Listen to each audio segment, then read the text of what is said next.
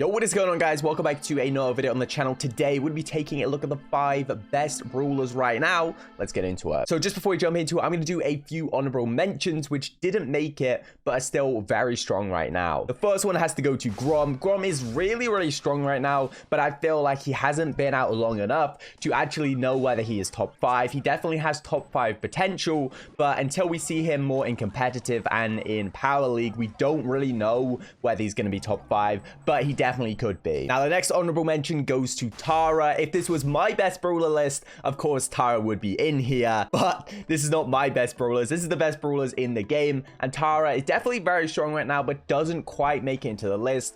The addition of gears, and particularly the speed gear, has definitely helped Tara out. I feel like Tara is very good, an amazing lane, but didn't quite make it into this list. And the final honorable mention goes to Belle. Belle is an extremely good mid, also very good on those medium to long range maps, particularly in Bounty and some of the longer range siege maps, but Belle doesn't quite make it into this list. So at number 5, we have Sandy. So even after the slight nerf to Sandy in those recent balance changes, Sandy continues to be one of the best lane brawlers in the game, being able to dominate brawlers like Tara, Spike, any of those low HP brawlers.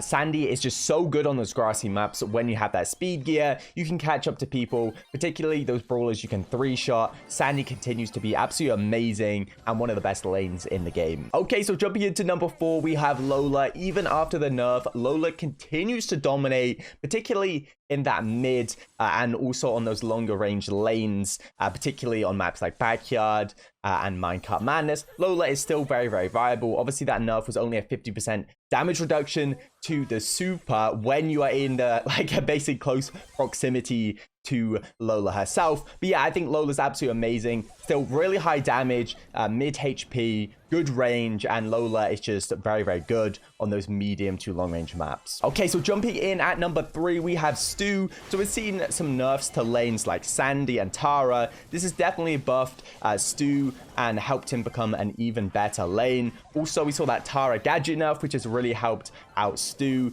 because Stu does get countered by brawlers that can place those gadgets down, like Ruffs and Tara. Also, if you pair Stu with a Sandy that deals kind of that area damage, then you're going to be able to counter those brawlers that do counter Stu. So Sandy and Stu, always a really good combination. I feel like Stu is definitely one of the best lanes right now, and honestly, it's pretty hard to counter him. He does do very good against most things. At number 2, we have Jean. Jean continues to be such a safe pick, especially with the addition of gears. I feel like Jean has definitely benefited from this, because right now we see a lot of Darryl, Ems, we see Tara, Sandy, Stu, and Jean is definitely very good in this kind of meta.